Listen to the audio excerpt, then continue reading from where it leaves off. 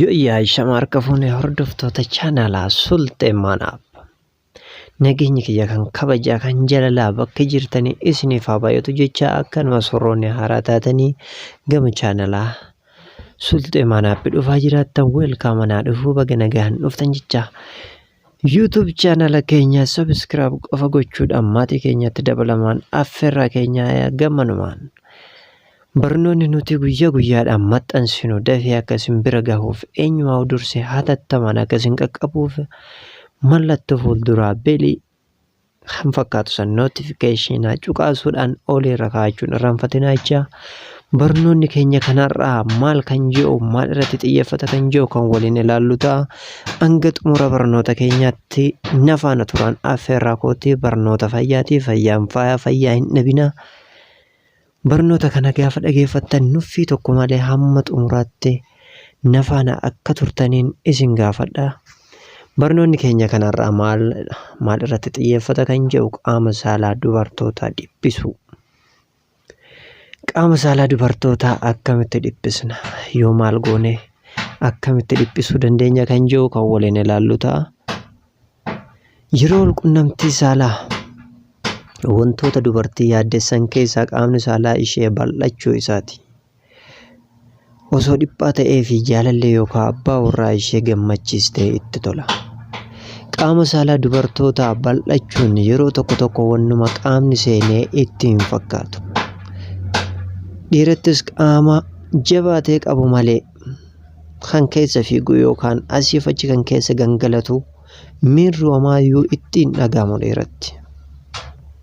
Akka gaariitti na dhageeffachaa jirtan si'a namni sa'aatii ammaa kana na dhageeffachaa jirtu. Kun barnoota fayyaati. Barnoota fayyaan fa'aa qaama saalaa dubartootaa akkamitti dhiphisuu dandeenya? Tooftaa kamitti yoo gargaaramne qaama saalaa dhiphisuu dandeenya kan jedhu kan waliin ilaallu ta'a.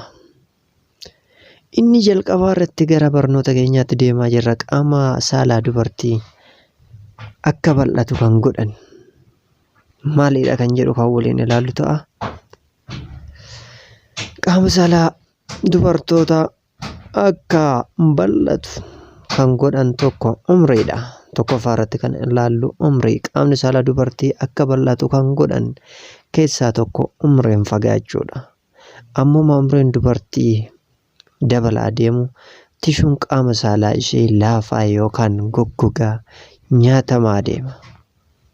Amalli asiidummaa hir'achaa waan deemuuf addaan harkifamuun nafsaalaa dadhabaa deema. Sababa kanaan qaamni saalaa dubartootaa umriidhaan wal qabatee ni bal'ata.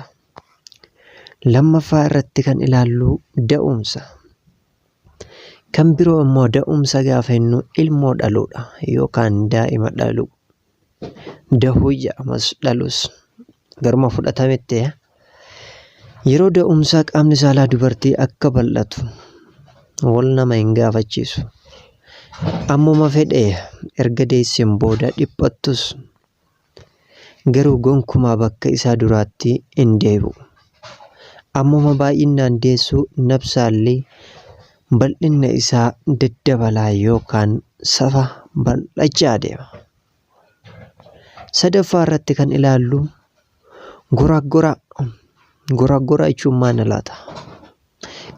Kan jedhu kan waliin ilaallu ta'a. Goraaggoraa gaafa jennu maal laata?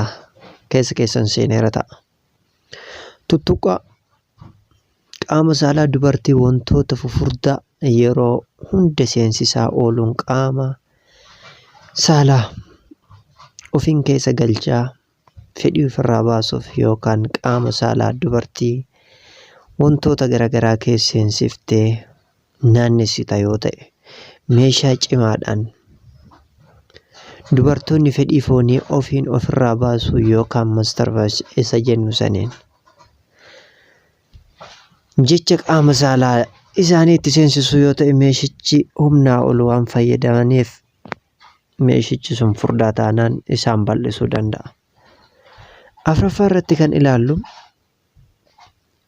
dhiirota baay'ee waliin yeroo hundaa raawwachiisu yookaan walqunnamtii saalaatiif kan nama saaxilu. Yeroo hunda walqunnamtii saalaa raawwatteef osoo hin taane uumamumaan yookaan sanyiidhaan qaamni saalaa dubartootaa tokko bal'aata. Egaa akkamitti dhiphisna kan jedhu qaama saalaa dhiphisuudhaaf maaltu nu qarqara kan jedhu kan waliin ilaallu ta'a. Amma xumuraatti na faana bu'aan affeerraa kootii barnoonni koo akka ajaa'ibaatti isiniif gala jedhan yaada. Ispoortii dalaguu tokkoffaa irratti kan ilaallu qaama saalaa dubartootaa dhiphisuudhaaf ispoortii dalaguu. Mataa fi gateettiin lafa tuquun miila lamaaniin digirii 90 uumuun isiniif galaa miti.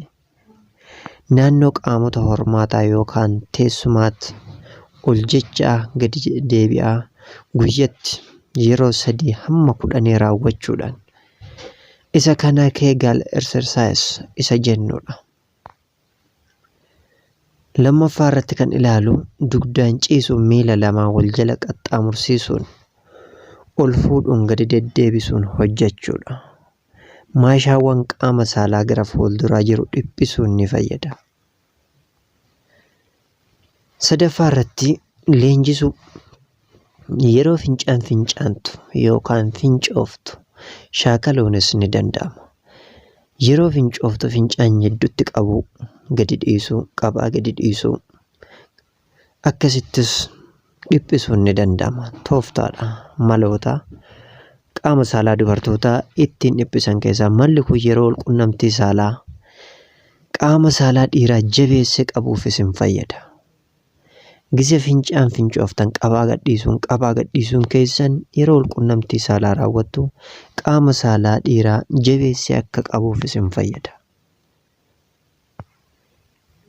Egaa afuraffaa irratti walqunnamtii saalaa yeroo walqunnamtii saalaa raawwatamu akkaataa ciisichaa yookaan poseshinii isaa akka nafsaallee dhiphatu kan godhan yookaan godhuuf fayyadamu keessaa poseshinaa yookaan kallattiiwwan kanaan filatamoo ta'an keessaa muraasa isaa kan waliin ilaallu ta'a. Butterfly isa jennu isheen minjaalarra dugdaan ciistee inni immoo miila ishee gateettii isaa irratti ol godhatee mudhii ishee qabee kan raawwatu. Akkasitti qabee raawwata yoo ta'e asitti isheen miila isii walitti oofuudhaan akka sirriitti dhiphatu gochuu dandeessi. Inni itti aanu immoo ishiin dugdaan ciistee gajjettee ciistee inni immoo ni jilbeeffata. Luka ishee lamaan ol fuudhee qaxxaamursiisee faallaa gateettii isa irra godhee jalaan raawwata. Bal'inni nafsaala ishee gonkumaa isatti hin beeksisu. Inni xumuraa immoo kan waliin ilaallu akkuma gosoota dog style biroo asitti isheen harkaan lafa qabattee jilbiiffattee inni garuu akka warra kaanii osoo hin taane asitti miila ishee walitti dhiyeessitee jilbiiffatteetti inni duuba ishee goree raawwachuu ni danda'a. Walitti qaama ishee lamaan walitti siqsitee jilbiiffattee gaafattee qaamni saalaa ishee ni dhiphata. Tooftaawwan kanneeniin fayyadamuu dandeessi. Barnoonni keenya kanarraa kana fakkaataa kutaa itti aanuuf barnoota itti aanu qabadhee akkasiniif dhufuuf